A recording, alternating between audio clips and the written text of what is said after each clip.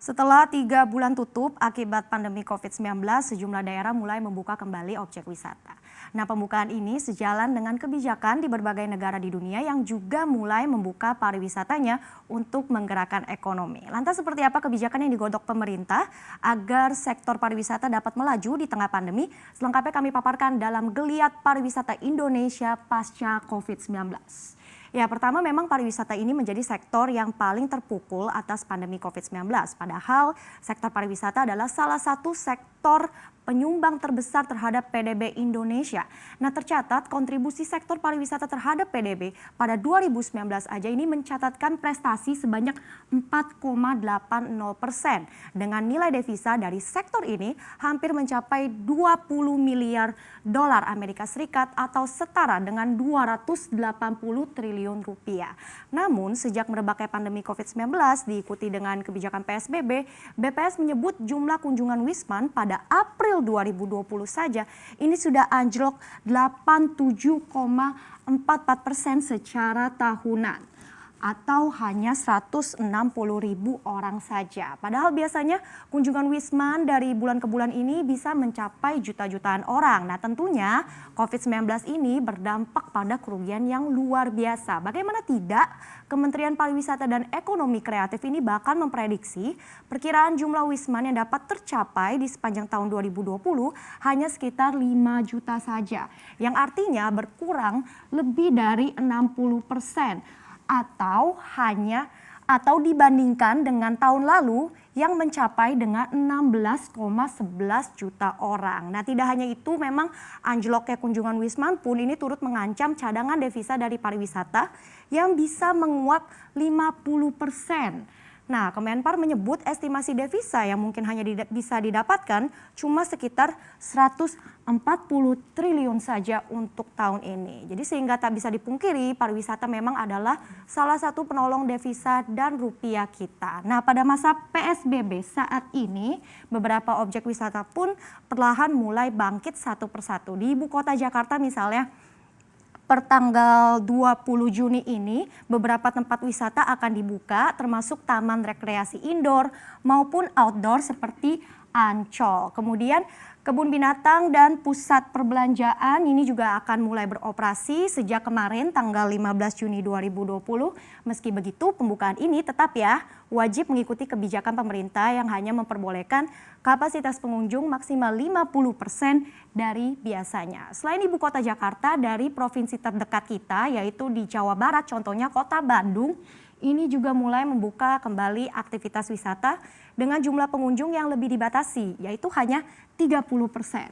Nah, ditambah aturan yang ketat, kita lihat memang ini kalau untuk di Jawa Barat tidak memperbolehkan menerima wisatawan dari luar area Jawa Barat. Nah, kemudian strategi apa sih yang sedang diramu pemerintah untuk menarik kunjungan wisatawan dari luar negeri di tengah pandemi? Yang bisa dikatakan ini kan pandemi ini belum selesai sepenuhnya karena Kemenpar juga telah menyusun program CHS. Apa itu program CHS? Nah, C ini artinya cleanliness atau kebersihan. H itu artinya health atau kesehatan. Dan S itu safety, artinya keamanan. Nah, yang wajib diterapkan oleh destinasi wisata di era new normal ini adalah program CHS. Nah, syarat penerapan program ini wajib melalui koordinasi dengan gugus tugas dan kepala daerah masing-masing wilayah itu. Sehingga penilaian penting sebelum penerapan program ini adalah apakah daerah tersebut sudah siap.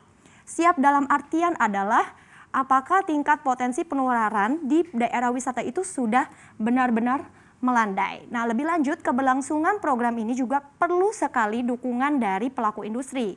Karena protokol program ini nantinya meliputi beberapa tahapan. Pertama kita lihat dari simulasi, kemudian sosialisasi dan publikasi. Dan yang terakhir adalah uji coba pembukaan sebelum tempat wisata itu benar-benar resmi dibuka bagi masyarakat umum. Dan rencananya daerah pertama yang akan diuji coba untuk program CHS adalah Bali. Nah, mengapa Bali? Mengapa Pulau Dewata ini dipilih? Karena menariknya adalah selain sebagai destinasi utama pariwisata di Indonesia, Bali ditunjuk karena dinilai sebagai salah satu provinsi yang berhasil menekan angka penyebaran COVID-19.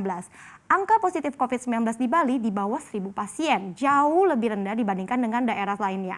Nah, sejauh ini pariwisata Bali direncanakan buka kembali pada Oktober 2020.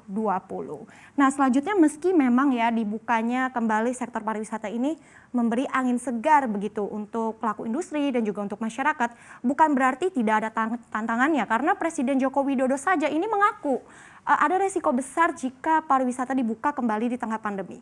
Pertama pastinya dampak kepada kesehatan. Apabila nantinya terjadi imported case, pasti ada kekhawatiran akan hal ini. Dan jika ini terjadi, maka citra pariwisata juga kan kemungkinan bisa beresiko tercoreng. Dan apabila demikian, maka citra tersebut juga akan tentunya sulit untuk diperbaiki. Jadi sehingga sektor pariwisata kali ini memang harus benar-benar bermain aman dan memprioritaskan wisatawan domestik sebagai pasar utamanya. Ini pun dilakukan memang untuk menangkal resiko masuknya kasus COVID-19 dari luar negeri. Selain itu kita juga sepakat ya, pandemi COVID-19 ini telah merubah gaya hidup masyarakat termasuk traveling, di mana nantinya akan ada tren baru pariwisata di era new normal. Nah, Kemenpar ini memprediksi wisatawan nantinya akan cenderung memilih destinasi yang tidak melibatkan banyak orang atau beralih ke solo traveling dan staycation. Nah, selanjutnya wisatawan juga akan mengutamakan kebersihan, kesehatan, dan keamanan sebagai pertimbangan utama sebelum bepergian ke suatu tempat. Nah, dengan demikian kita sama-sama harapkan ya pariwisata Indonesia ini bisa kembali produktif tanpa melupakan protokol kesehatan yang menjadi kunci penting dalam menekan penyebaran COVID-19. Dari adanya inovasi dan perbaikan di sisi kesehatan pada destinasi wisata, semoga saja masyarakat bisa mematuhi dan cepat beradaptasi karena perubahan tren pariwisata tidak hanya terjadi di Indonesia juga loh, tapi di seluruh dunia.